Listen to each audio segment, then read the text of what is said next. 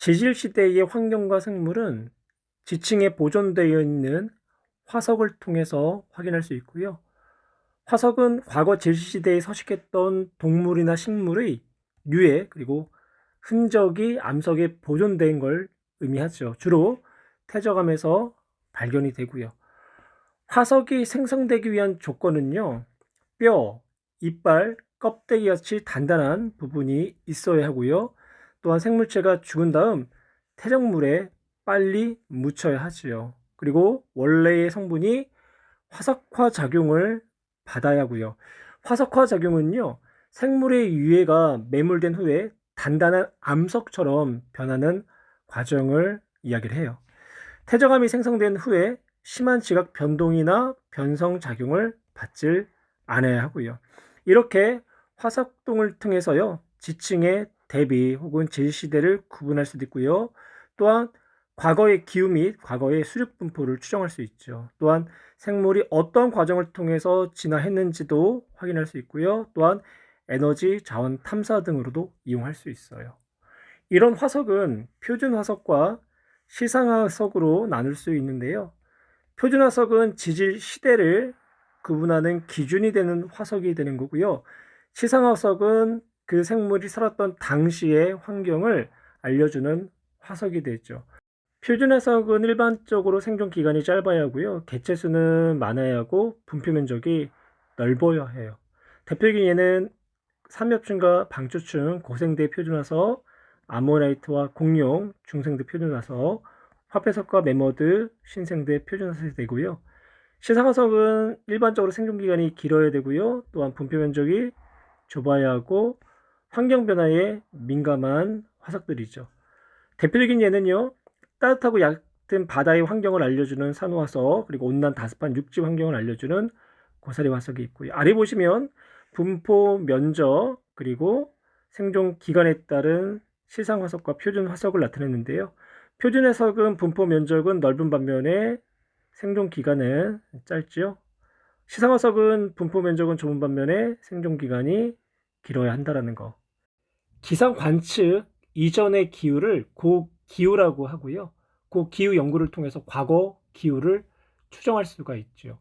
고기후 연구 방법은요, 수십만 년 전 이내의 과거의 기후는 빙하 코어 혹은 종류석이나 석순, 나무의 나이테, 산호 혹은 꽃가루 화석 등을 통해서 추정할 수 있고요.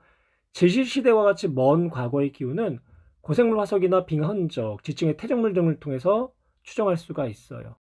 첫 번째, 시상 화석을 통한 연구는요, 시상 화석의 종류하고 분포로부터 과거 환경을 추정할 수 있고요. 예로서 고사리 화석은 온난 수비한 기후에서 서식했기 때문에 고사리 화석이 발견된 그 지역은 그 당시에 기후가 온난 수비했음을 알 수가 있는 거죠.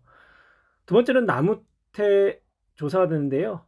나무의 나이테는요, 1년 동안 나무가 성장한 속도를 나타내기 때문에 성장 속도를 조사하면 그해 기후를 알 수가 있지요. 뭐 나무태를 분석하면 기온과 강수량, 일조량 등 나무의 생장에 영향을 미치는 기후 요소의 변화를 추정할 수가 있어요. 세 번째, 꽃가루 화석 연구가 되는 거고요. 기후가 한랭하면 침엽수의 꽃가루가 많아지고 반면에 기후가 온난하면 화렵수의 꽃가루가 많아지게 되죠. 그래서 퇴적층의 절대 연령을 측정하고 그 퇴적층에 분포하는 꽃가루 화석을 분석하면 그 당시의 기후를 알 수가 있겠죠. 석순의 성장은요, 동굴의 습도와 해당 지역의 강수량 등의 영향을 받기 때문에 방사성 탄소를 이용해서 절대 연령을 측정하고 산소 동위 원소의 비를 이용해서 생성 당시의 기온을 추정할 수가 있어요. 지표에 눈이 내려 만들어진 빙하 코어 속에는요, 그 당시의 꽃가루와 당시의 대기 성분이 포함되어 있는데요. 빙하에 포함되어 있는 공기방울로부터 과거 대기 성분을 파악할 수 있고요. 또한 빙하에 포함된 꽃가루를 통해서 당시 환경을 추정할 수 있어요. 또한 산소 동위 원소의 비를 이용해서 그 당시 기온을 추정할 수 있죠. 지질 시대 동안의 평균 기온 변화 그래프를 보시면요. 중생대 때는 대체적으로 온난한 기후였고요. 그 외에 온난 기후와 한랭 기후가 반복되었고 여러 차례 걸쳐서 전 지구적인 규모의 커다란 빙하기가 있었어요. 남극과 북극은 얼음의 두께가 1600에서 1700m로 형성된 빙하로 덮여져 있고요. 빙하 맨 아래쪽은 아주 먼 과거에 내린 눈이 만든 얼음이죠. 이 빙하 얼음을 조사를 통해서 그 당시의 기후를 알 수 있는데, 이를 위해서 빙하에 길게 구멍을 뚫어서 캐낸 긴 원통 모양의 빙하 얼음을 빙하 코어다라고 얘기를 해요. 남극의 경우는요, 한 여름에도 기온이 영하의 상태를 머물기 때문에 눈이 녹지 않고 계속 쌓이게 돼요. 그러면 먼저 쌓였던 아래쪽 눈이 새롭게 쌓인 눈에 의해서 압력을 받게 되고요. 그러다가 60에서 100m 깊이 정도에 도달하면 딱딱한 얼음이 돼요. 이런 과정이 이제 수십 년 이상 되풀이됐고, 이런 과정을 통해서 얼음층이 형성되게 된 거죠. 가장 깊은 곳에서는 과거에 쌓였던 눈이 얼음이 된 거고, 가장 얕은 곳에서는 최근에 눈이 쌓여서 얼음이 됐겠죠. 과학자들은요, 이 얼음에 갇힌 공기 방울에 주목을 했고요. 얼음 내부에는 눈이 내릴 당시에 공기가 보존돼 있어요. 그러니까 쉽게 말한다면 빙하의 가장 아래쪽 얼음 성분에는 그 당시 눈이 내릴 당시에 오래된 공기가 포함되어 있고, 가장 위쪽에는 최근에 공기가 포함되어 있다는 거죠. 과학자들은 공기방울에 포함된 대기화학 성분의 농도를 분석해서 과거의 대기 상태를 파악했고요. 또한 과거의 기후 정보가 빙하 속 공기 방울에 포함됐기 때문에 특정 시간대별로 다양한 기후 정보를 파악할 수 있었어요. 지구의 기온이 온난했을 때는요, 산소 18자리를 포함하고 있는 물 분자나 16자리를 포함하고 있는 물 분자나 바다에서 증발이 잘 일어났을 거예요. 증발이 일어난 물 분자는 다시 비가 돼서 바다로 돌아가겠죠. 그렇다는 얘기는 바닷속의 16에 따른 18의 비율은 일정한 양을 유지를 했을 거예요. 반면에 지구의 기운이 한량했을 때는요, 18은 무겁기 때문에 증발이 잘 일어나지 않았고요. 상대적으로 가벼운 원소를 포함하고 있는 16자리의 물 분자는 많이 증발됐을 거예요. 따라서 이제 빙하기 바다에는요, 무거운 산소 원소인 18의 비율이 높아졌겠지만 대기에는 가벼운 원소 16의 비율이 높아졌겠죠. 이 시기에 수증기가 눈으로 내려 쌓이게 되면 빙하 속에 16에 따른 18의 비율은 상대적으로 낮았을 거고, 반면에 기후가 따뜻했을 때는요, 해수에서 18의 증발이 평소보다 잘 일어나기 때문에 이 시기에 수증기가 눈으로 내려 쌓인 빙하 속에 16에 따른 18의 비율이 높아졌다라는 것을 확인할 수 있겠죠. 표준 화석과 시상 화석에 대한 설명. 생존 기간이 긴 생물일수록 표준 화석에 적합하다. 표준 화석에 적합한 조건은요, 생존 기간이 짧고 분포 면적이 넓어야 되겠죠. 옳지 않은 내용이 되는 거고요. 2번, 표준 화석을 이용하여 화성암의 절대 연령을 알 수 있다. 옳지 않은 내용이 되는 거죠. 표준 화석을 이용하면 지질 시대를 판단할 수가 있고요. 화성암의 절대 연령은 방사성 동위 원소의 반감기를 이용해서 알 수가 있어요. 특정한 환경에서만 서식하는 생물일수록 시상 화석으로 적합하다. 예, 옳은 내용이 되는 거죠. 시상 화석은 지질 시대를 구분하는 데 유용하게 이용된다. 시상 화석이 아니라 표준 화석을 통해서 지질 시대를 구분할 수가 있어요. 다음은 어느 지역에서 산출되는 화석을 나타낸 것이다. A, B, C, D 중 시상 화석과 표준 화석으로 가장 적합한 것을 고르는 문제가 되는 거고요. 시상 화석은 생존 기간이 길어야 되겠죠. 그러면 생존 기간이 긴 화석은 C가 되는 거고요. 그다음 표준 화석은요, 특정한 지질 시대를 구분하는 데 이용되기 때문에 생존 기간이 짧아야 돼요. 그래서 생존 기간이 가장 짧은 B가 표준 화석으로 가장 적합하고요. 그림은 A, B 생물의 분포 면적과 생존 기간을 나타냈고요. 표준 화석과 시상 화석으로 적합한 화석을 각각 쓰시오. 반복되는 이야기가 되는 거죠. 그래서 표준 화석은 생존 기간이 짧아야 되고요. 그리고 분포 면적이 넓어야 되겠죠. 그래서 B가 표준 화석이 되는 거고, 시상 화석은 생존 기간이 길어야 되고 분포 면적이 좁아야 되기 때문에 A. 코 기후를 연구하는 방법으로 옳지 않은 거 1번 나무 나이테의 개수와 나이테의 폭 변화를 연구한다. 나이테는요, 나무가 1년 동안 성장한 속도를 나타내기 때문에 성장 속도를 통해서 그해 기후를 알 수가 있어요. 나이테를 분석하면 기온, 강수량, 일조량 등 나무의 생장에 영향을 미치는 기후 요소의 변화를 추정할 수가 있죠. 시상 화석을 이용하여 생물의 생존 당시의 환경을 추정한다. 시상 화석은 특정한 환경 안에만 제한되어 있어요. 그래서 시상 화석을 조사하면 그 생물이 살았던 당시의 기후 환경을 추정할 수가 있고요. 3번 해양 생물체 내의 산소 동위 원소의 비를 조사하면 당시의 수온을 추정할 수 있다. 예를 들어서 기온이 낮았을 때를 생각해 보면 바다에서 산소 16을 포함하고 있는 물의 증발과 산소 18을 포함하고 있는 물의 증발은 평상시 때보다 16에 대한 증발이 더 빠르고 18에 대한 비율은 느릴 거예요. 왜냐하면 18은 무겁기 때문에 기온이 한량할 때 증발되기가 어렵겠죠. 그에 따라서 증발된 물 분자가 얼음이 되어 빙하 코어의 형태로 저장된다고 한다면 빙하 코어에서의 16에 따른 18의 비율이 낮은 값을 나타내면 그 당시에 기온은 낮았다, 즉 한랭했다라는 것을 추정할 수 있고요.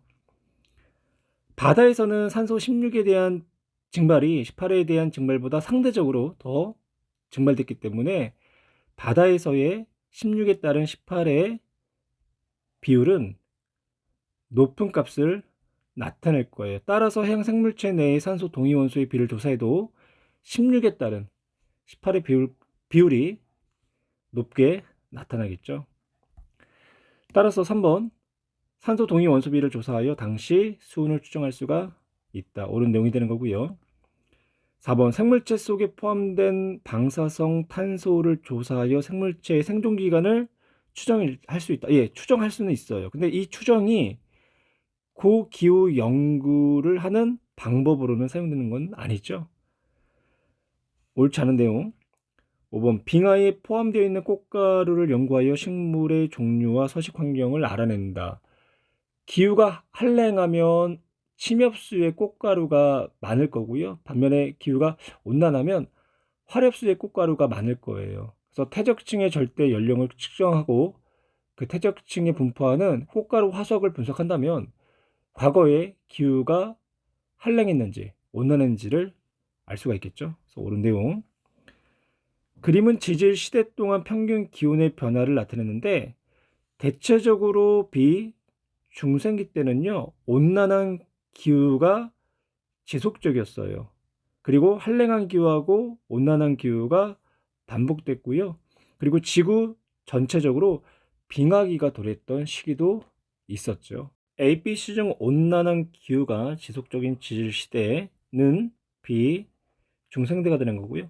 가장 최근에 빙하기가 있었던 시기는요, 신생대가 되는 거죠. 그림 가는 생물의 생존 온도, 분포 면적을 나타냈고요. 나는 생물의 생존 기간을 나타냈대요. 그리고 지층 기역에서 비읍으로 갈수록 최근에 퇴적된 퇴적층이다. A하고 B는요, 분포 면적이 좁고 그리고 생존 온도 분포도 좁죠. 시상 화석의 가능성이 크고요. 생존 기간을 비교했을 때 A가 생존 기간이 길고 B는 생존 기간이 길지 않기 때문에 A가 시상 화석으로 가장 적합한 화석이 될 거고요. 반면에 E를 보시면요.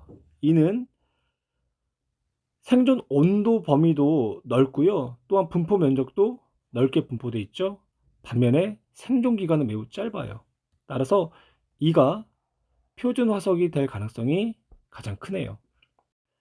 표준 화석으로 가장 적합한 화석은요, 생존 기간이 짧고 생존 온도 분포가 넓고 그리고 분포 면적이 넓은 E가 되겠고요. 시상 화석으로 가장 적합한 것은요. 생존 온도 분포가 좁고 분포 면적이 좁고 그리고 생존 기간이 긴 A가 되겠네요. A는 생존 기간이 길고 분포 면적이 좁다. 그렇죠? 생존 기간이 길고요. 분포 면적이 좁고요. 옳은 내용이 되는 거고. A는 C보다 따뜻한 기후에 살았다. A는요. 생존 온도 분포가 20에서 30도. C는 10에서 20도가 되죠. 따라서 옳은 내용이 되는 거고. B는 D보다 환경 변화에 매우 민감하다. B는요. 생존 온도 범위가 10에서 20도, D는 온도 범위가 10에서 30도, 그리고 분포 면적도 넓어요. 그렇다는 얘기는 D가 B보다 환경에 둔감하다. 반대로 얘기한다면 B가 D보다 환경 변화에 매우 민감하다라고 표현할 수 있는 거죠. 옳은 내용이 되는 거고요. 생존 기간이 가장 긴 생물은 A가 되는 거죠. 그래서 옳지 않은 내용. 화석에 의한 지층 대비에는 A 화석보다 E 화석이 유용하다. A는 시상 화석이 되는 거고 E는 표준 화석이 되는 거죠. 시상 화석인 A보다 표준 화석인 E가 화석에 의한 지층 대비에는 유리하고요. 옳은 내용. 화석이 산출되는 지층의 태적 환경을 추정하면 E 화석보다 A 화석이 유용하다. 화석이 산출되는 지층의 태적 환경을 추정하려면 시상 화석인 A가 더 유용하죠. 옳은 내용이 되는 거고. 이에 해당하는 생물의 예로는 산호가 있다. 이는 표준 화석이 되는 거죠. 산호는 현재까지 살고 있는 시상 화석에 해당하는 거고요. 옳지 않은 내용. 그림과는 과거 기후를 조사한 방법이고요. 나는 지질시대의 기온 분포를 나타냈대요. 기억은 빙하 코어 연구 중 빙하 속의 산소 동위원소 16에 따른 18의 비율을 통해서 당시의 기온이 온난했는지 한랭했는지를 추론할 수 있고요. 16에 따른 18의 비율이 한랭일 때보다 온난했을 때가 그 비율값이 크게 나타나게 돼요. 왜냐하면 기온이 높다라는 거는 그만큼 바다의 수온도 높아지겠죠. 수온이 높다라는 거는 증발이 잘 일어난다는 거고요. 한랭일 때보다 무거운 18의 동위 원소를 갖고 있는 물 분자의 증발이 더 잘 일어나기 때문에 빙하 속의 16에 따른 18의 질량 비율이 한랭일 때보다 더 높게 나타난다는 거죠. 니은 나무 나이테의 조사. 나이테는 나무가 1년 동안 성장한 속도를 나타낸 기록이 저장되어 있는 거고요. 생장 속도는 그의 기후에 따라서 달라질 수 있죠. 뭐 나이테를 이제 분석하게 되면 생장 속도에 영향을 줄 수 있는 일조량이나 기온과 강수량의 기후 요소들을 확인할 수가 있어요. 꽃가루 연구는요. 기후가 한랭할 때는 침엽수의 꽃가루가 많을 테고요. 또 기온이 온난하면 활엽수의 꽃가루가 많아지겠죠. 그래서 이렇게 이제 태적층의 절대 연령을 추정하고 그 태적층에 분포하는 꽃가루 화석을 분석하면 과거의 기후가 온난했는지 한랭했는지를 확인할 수가 있어요. 날을 보시면요. 성캄브리아 시대부터 고생대, 중생대, 이제 신생대에 걸쳐서 기온 분포를 나타냈는데 중생대는 전체적으로 기온이 온난했다는 것을 확인할 수가 있고요. 빙하기와 또한 간빙기가 반복되어졌다라는 것을 알 수 있어요. 신생대 전기 때는요. 전체적으로 기온이 온난했죠. 후기 때는요. 빙하기와 간빙기가 반복이 되었고요. 오른쪽으로 한번 보실까요? 가의 니은에서 나이테 간격이 비교적 넓은 시기의 강수량과 기온이 어떠한지 쓰시오. 나무테의 생장 속도는 강수량이 많고 기온이 높았을 때 나무테의 간격이 넓게 성장되겠죠. 반면에 강수량이 적고 기온이 낮았을 때는 생장 속도가 느리기 때문에 나이테의 간격이 좁게 나타날 거예요. 따라서 비교적 넓은 시기의 강수량은 많고 기온은 높다라고 표현을 해야 되고요. 2번 기역, 니은, 디귿 중 과거 대기 성분을 직접적으로 알아낼 수 있는 방법은 빙하, 코어가 되는 거죠. 기역. 가의 기역을 통해 빙하 나이를 추정할 수 있다. 기온의 변화에 따라서 빙하에도 나무의 나무태처럼 빙하층이 형성되고요. 그 빙하층을 통해 가지고 빙하의 나이를 추정할 수가 있어요. 가의 기역에서 산소 동위 원소 16에 따른 18의 비율은 간빙기보다 빙하기 높다. 간빙기가 빙하기보다 기온이 높죠. 기온이 높은 간빙기 때가 수온 역시 높기 때문에 물의 증발이 더 활발하게 일어날 거고요. 물의 증발 중 산소 동위원소 18을 포함하고 있는 물 분자가 빙하기 때보다 더 활발하게 증발되기 때문에 빙하 속에 16에 따른 18의 비율이 높게 나타날 거예요. 따라서 간빙기보다 빙하기가 높다가 아니라 간빙기가 더 높다라고 얘기를 해야 되겠죠. 옳지 않은 내용. 가이티그 꽃가루 연구를 통해 과거의 식생 분포를 알 수 있다. 침엽수 꽃가루가 발견이 되면 그 당시 기온을 한랭했다는 얘기고요. 화렵수 꽃가루가 발견됐다는 것은 그 당시 기온이 온난했다는 거죠. 이처럼 디귿을 통해 과거 식생 분포를 알 수가 있고요. 나의 A시대 기후 조사에는 가의 기억과 니은 방법을 이용한다. A는 고생대. 고생대는 지금부터 5억 4천만 년 전에 이제 시작을 했고요. 기억 빙하 코어 연구는요. 수십만 년의 기후까지는 조사할 수 있어요. 그리고 나무의 나이테는 수천 년 전까지의 기후를 조사할 수 있고요. 따라서 옳지 않은 내용이 되는 거고요. 나의 시시대는 전기보다 후기의 수면의 높이가 높았다. 전기 때는 전체적으로 기온이 온난했죠. 그리고 후기 때는 간빙기와 빙하기가 반복됐기 때문에 해수면의 높이는 전기에 비해서 낮았을 거예요. 따라서 옳지 않은 내용이 되나요? 시시대 전기보다 후기의 수면 높이가 높았다. 네, 옳지 않은 내용.